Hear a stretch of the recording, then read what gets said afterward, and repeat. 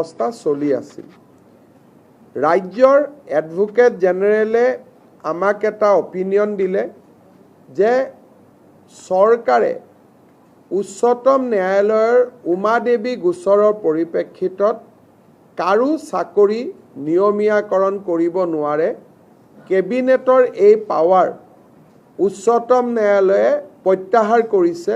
তাৰ পৰিপ্ৰেক্ষিতত আমি কাৰো চাকৰি নিয়মীয়াকৰণ কৰিব নোৱাৰোঁ। কিন্তু সৰ্বশিক্ষা অভিযানত কাম কৰি থকা শিক্ষকসকলক যাতে আমি সকাহ দিব পাৰোঁ, তাৰ বাবে আজি কেবিনেটে ৩৫,০০০ নতুন শিক্ষকৰ পদ চৰকাৰত সৃষ্টি কৰি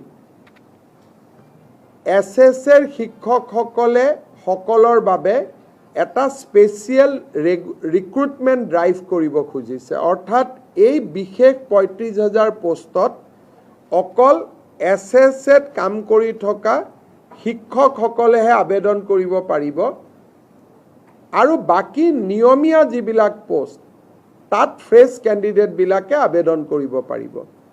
এই ৩৫,০০০ শিক্ষকে SSAৰ পৰা আহি চৰকাৰত সোমোৱাৰ লগে লগে সৰ্বশিক্ষা অভিযানত ৩৫,০০০ পোষ্ট বিলুপ্তি হ'ব। অৰ্থাৎ সৰ্বশিক্ষা অভিযানৰ ৩৫,০০০ শিক্ষকে স্পেচিয়েল ৰিক্ৰুটমেণ্টৰ বাবে চৰকাৰত আবেদন কৰিব।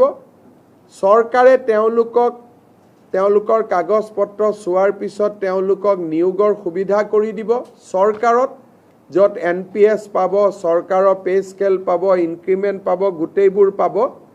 কিন্তু এইখিনি হৈ উঠাৰ পিছত সৰ্বশিক্ষা অভিযানত পূৰ্বতে কাম কৰি থকা তেওঁলোকৰ পদসমূহ বিলুপ্তি হৈ যাব। অৰ্থাৎ আমি ৰেগুলাৰাইজেশ্যন কৰিব নোৱাৰাৰ বাবে আমি স্পেচিয়েল ৰিক্ৰুটমেণ্ট ড্ৰাইভ সৰ্বশিক্ষা অভিযানৰ শিক্ষকসকলৰ বাবে কৰিব খুজিছোঁ।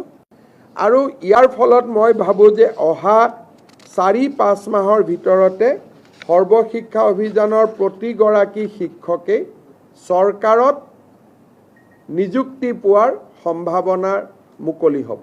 আজিও তেওঁলোকে ৰেগুলাৰ ৰিক্ৰুটমেণ্ট ড্ৰাইভত কিছুমান তেওঁলোকে ৰেগুলাৰাইজ হৈ থাকে, কিন্তু এইটো তেওঁলোকৰ কাৰণে হোলচেল কৰা হ'ব। সেইকাৰণে আমাৰ